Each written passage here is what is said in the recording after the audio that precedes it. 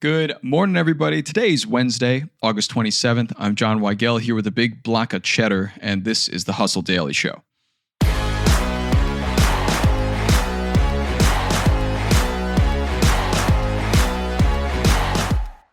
Cracker Barrel managed to lose $94 million in market value by simply removing Uncle Herschel in a barrel from their 48-year-old logo, sparking an outrage from customers and politicians who somehow turned a graphic design decision into the latest culture war battlefield.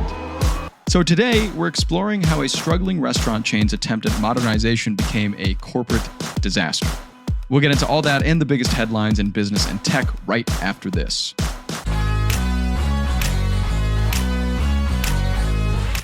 HubSpot helped Tumblr solve a big problem. They needed to move fast to produce trending content, but their marketing team was stuck waiting on engineers to code every single email campaign. Now they use HubSpot's customer platform to email real-time, trending content to millions of users in just seconds. The impact? 3 times more engagement and double the content creation. Want to move fast like Tumblr? Visit HubSpot.com.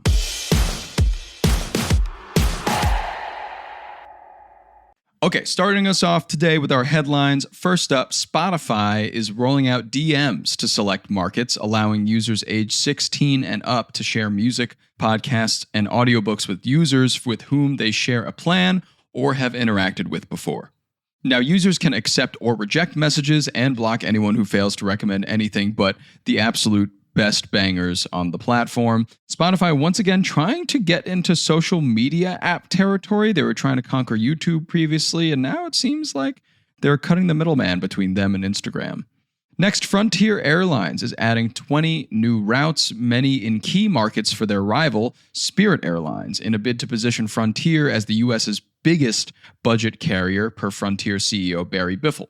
Spirit has been struggling, on the other hand, as we talked about last week, losing $245.8 million. Since 2022, Frontier has made several failed attempts to merge with Spirit, but it seems that right now, Frontier is striking out on its own.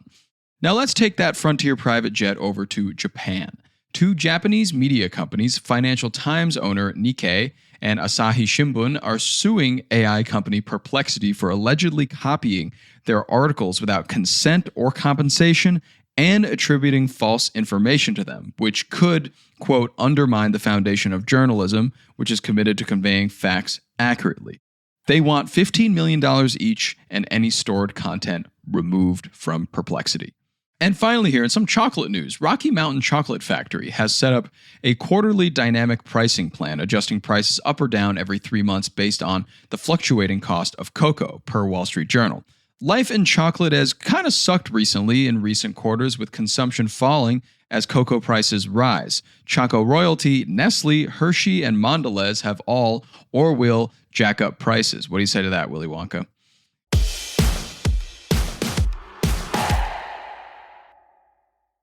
And for more headlines like that, you can subscribe to the show. We'll have more for you tomorrow on the Hot and Ready. But today, we're talking all about Cracker Barrel, the country restaurant chain that managed to lose almost $100 million in market value just by changing their logo. I've heard this story before.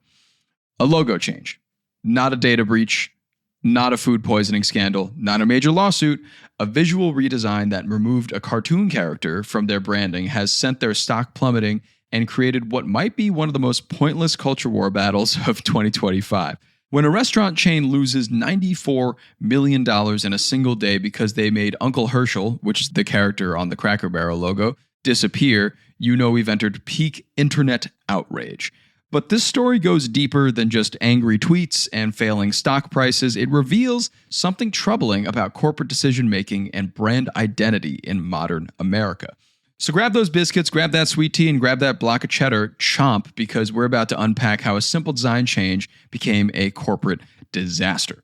Let's start out with what actually happened, because the facts are almost too ridiculous to believe here. On August 19th, Cracker Barrel unveiled a new logo as part of what they're calling a modern rebrand. The old logo featured this guy, you know him, Uncle Herschel, a cartoon character in overalls leaning against a barrel, surrounded by text, Cracker Barrel Old Country Store.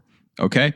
The new logo just has the words Cracker Barrel against a simple yellow barrel shape. Uncle Herschel, he's gone. He's left. Old Country Store, Text also gone.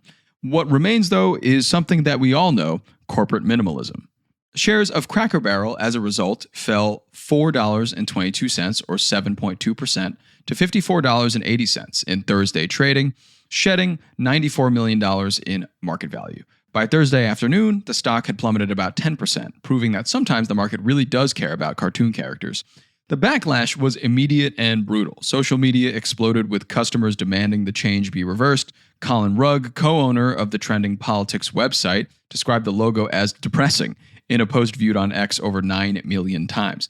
Even Larry the Cable Guy, you remember him from the 2000s, weighed in, begging the company not to change the iconic design. But here's where it gets really weird. Byron Daniels, a Republican representative for Florida, wrote on X in a post viewed over 3 million times, quote, "No one asked for this woke rebrand. It's time to make Cracker Barrel great again." Okay. Can somebody just please explain to me first how removing a cartoon character from a logo is woke? The word officially has lost all its meaning when it can be applied to corporate graphic design choices. However, the political reaction reached peak absurdity when the official X account for the Democrats responded, "We think the Cracker Barrel rebrand sucks too," end quote. So we've reached bipartisan agreement that this new logo is terrible, but somehow it's still an issue. Make it make sense. Even more bizarre here, Chris D. Jackson, a political strategist who worked on the Biden campaign, blamed Donald Trump. Quote, "For everyone whining about Cracker Barrel, remember this. When Joe Biden left office, the old logo was still there. It was Trump's weakness that let the change happen." End quote. Apparently, we're now holding presidents responsible for corporate rebranding decisions. This is where we're at right now as a society. The company's defense has been equally tone deaf. CEO Julie Fels-Massino told Good Morning America that the feedback was, quote, "overwhelmingly positive," which either means that she's living in an alternate reality or has a very creative definition of positive. The company later admitted, quote, "We could have done a better job sharing who we are and who we'll always be," which is corporate speak, I think, for we completely misread our customer base and now our stock is tanking. But let's talk about what this controversy really reveals. Cracker Barrel has been struggling for years with relevance and growth. For 2024, the company reported revenue of roughly $3.5 billion, up 0.8% from $3.4 billion the previous year, while net income fell $40.9 million, down from $99 million in 2023. That's quite a jump. That's not the trajectory of a thriving business. In May, CEO Massino admitted to investors something that should have been obvious, that they're not as relevant as they once were over at Cracker Barrel. So the logo change wasn't happening in isolation. It was part of a broader attempt to modernize a brand that had been losing ground to competitors. The problem is that they fundamentally misunderstood what their customers actually valued about the brand. Eric Russell, a former Cracker Barrel employee who now works as a brand designer, said the company committed one of the cardinal branding sins when changing its logo. He explained that customers develop emotional attachments to iconic symbols, and removing them can feel personal. This gets to something pretty important about brand psychology. Uncle Herschel wasn't just a logo. He represented the entire identity of Cracker Barrel that they had built for 48 years. He embodied the folksy, nostalgic, quote, old country aesthetic that differentiated the chain from generic family restaurants. The irony is that Uncle Herschel wasn't even part of the original branding. The original 1969 logo was text only. Uncle Herschel and his barrel were only added in a 1977 rebrand. So this traditional character that people are defending was actually a marketing creation from the disco era. But that doesn't matter to customers who grew up seeing the logo. For them, Uncle Herschel represents childhood road trips, family meals, and a sense of authentic Americana, even if that authenticity was manufactured by corporate marketing. The broader context here is telling. Cracker Barrel has been working to refresh its image through new menu items and redecorated stores that move away from the rustic country aesthetic. The company has also faced criticism for its DEI initiatives, with conservative group America First Legal filing a complaint with the Equal Opportunity Employment Commission in July alleging employment discrimination. So the logo controversy isn't just about design. It's about a company caught between trying to modernize for new customers while not alienating their traditional base, a problem as old as time. What makes this controversy particularly revealing is how it demonstrates the power of brand loyalty in an era of corporate consolidation. When everything starts to look the same, when every logo becomes a minimalist word mark, when every restaurant has the same modern rustic aesthetic, customers cling even more desperately to brands that feel authentic and distinctive. Cracker Barrel's mistake wasn't just changing the logo, it was abandoning the visual identity that made them recognizable in a sea of generic family restaurants. They joined the ranks of companies that have erased their personality in favor of modern design that appeals to no one in particular. You ever seen an image of McDonald's from the early 2000s and one now? Yeah, it just looks like it lost its soul completely. I don't care how clean it looks. The timing couldn't be worse either for this. At a moment when many Americans are feeling nostalgic for simpler times and authentic experiences, Cracker Barrel decides to make their brand more generic and corporate looking. They read the room wrong. Marketing expert Kevin Dahlstrom described Cracker Barrel's rebrand as a fiasco, writing, quote, "The holy grail of marketing is to create a brand that customers give a damn about and feel some ownership of. It's exceedingly rare, and when you have that, as Cracker Barrel did, you never ever abandon it." The company's response has been damage control in real time. They've assured customers that Uncle Herschel will remain on menus and road signs, but that kind of misses the point. The logo is often the first thing a customer sees. It's how they identify the brand from a distance, how they recognize it in advertising, and how they connect emotionally with the company. Saying Uncle Herschel will stay on the menu while removing him from the logo is essentially saying we'll keep the character but abandon the identity. It's a half measure that satisfies just nobody. What's particularly frustrating here is that this was entirely predictable. Any competent marketing team could have anticipated that removing a beloved 48-year-old character would upset longtime customers.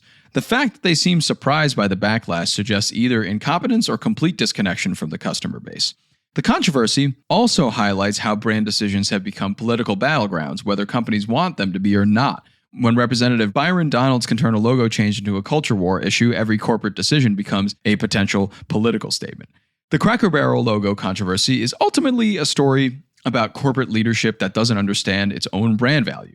They had something rare in business, a logo and a character that customers genuinely cared about, and they threw it away in pursuit of generic modernization. Whether they can recover from this self-inflicted wound remains to be seen. The company has essentially admitted that they mishandled the situation, but trust, once broken, is difficult to rebuild. Uncle Herschel may still be on menus, but the damage to customer confidence might be permanent. This should serve as a warning to other companies considering similar rebrands. When your customers love something about your brand, sometimes you just shouldn't fix what's not broken. And if you gotta make changes, maybe test them with actual customers instead of focus groups and design agencies. Because sometimes the most expensive mistake a company can make is forgetting what made them special in the first place. Goodbye, Uncle Herschel.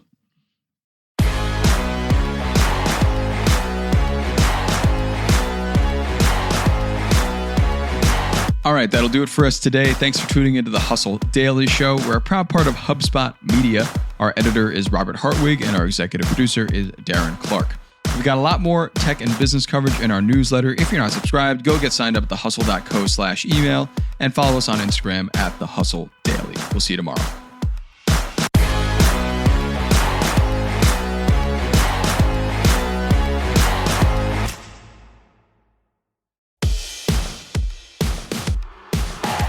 Look, I'm going to be straight with you. Everybody's talking about AI, but most people are just playing around with ChatGPT instead of actually making money from it.